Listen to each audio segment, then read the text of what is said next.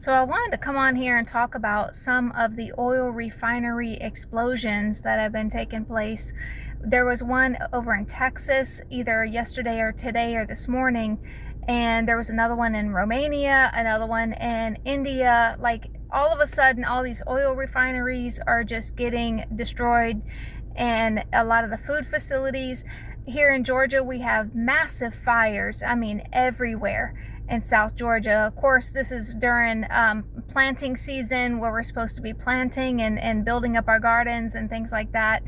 This is just all a massive plan to completely destroy our food supply, our energy supply. Over in the EU, where now they're starting the lockdowns, the energy lockdowns, where they're encouraging people to start working from home, just like they did during COVID. And we can kind of see the same playbook being rolled out, but of course, like Klaus Schwab said, that it's going to be a lot worse. And then we got to prepare for cyber attacks and stuff like that. But I just want to encourage you to say that there's a lot of things that we can do ahead of time, that we can avoid a lot of these things and not completely not be affected by them, but to be able to be prepared ahead of time. I'm an advocate for food preparedness, knowing how to filter your water, and just having backup supplies of just about anything. Backup supplies of food, of hygiene products, of gas, things like that. And that could go for the case of just about anything. You're talking about, even if you had a hurricane or a storm coming, you would be prepared ahead of time. And that's just something that I would always advocate in, just trying to get people to be more self-sufficient and not so dependent on your grocery stores, not so dependent on just the government to be able to come and save the day and expect them to come and save you and help you. More or less, we have got to get back to building communities where we actually know our neighbors, and to be able to help each other like the way God created it. I mean, this was one of the reasons on why people used to love to live in the country, where they had their privacy, but yet they had trust within their neighbors. Now when you live in the city, it feels like you don't even have that anymore. Matter of fact, most of the time when you live in the city, you don't know even a quarter of the people that even live there, which is one reason why we had left Florida, is just that it was becoming overpopulated. But anyway, I just wanted to encourage you to start becoming more self-sufficient. Start buying some extra food, buy some extra canned foods. Publix still has some that are still on sale. They still have BOGOs. I'm sure you can go to Winn-Dixie, you can go to Harvey's, wherever they're having BOGO deals and things on sale. Just buy a little extra. You don't have to do it in fear, but you do it out of wisdom and preparedness, because you don't want to be dependent on the government and food banks and things like that.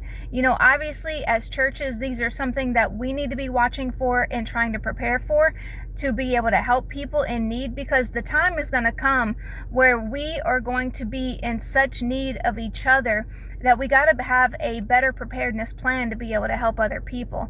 But just being able to provide for our families is going to be one of the most important things. We know that the currency is getting devalued.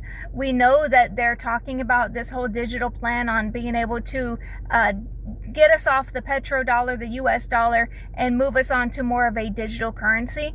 And, the Bible warns us about this. It talks about the mark of the beast. It talks about that you won't be able to buy and sell if you don't have this mark. But at the same time, God gives us wisdom to be able to plan ahead and to build systems that are outside of this centralized system. We got to learn how to decentralize. And whenever we start to build smaller communities and learn how to trade with one another, this is what's going to help us to get off grid.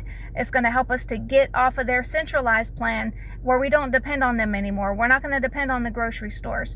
And I don't know how it's going to turn out with like having vehicles and everything, but at least we're going to be able to survive through it, and the Lord is going to help us. The more we draw closer to him and pray for wisdom, he's going to continue to give that to us. So again, we don't want to do this out of fear, but we want to do this out of preparedness and wisdom, because that is what God has called us to do.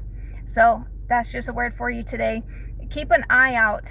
Keep an eye out on the things that are going on in the world. Don't be fast asleep. Don't be caught with your pants down, not knowing what's going on, because there's a lot of things that are rolling out right now.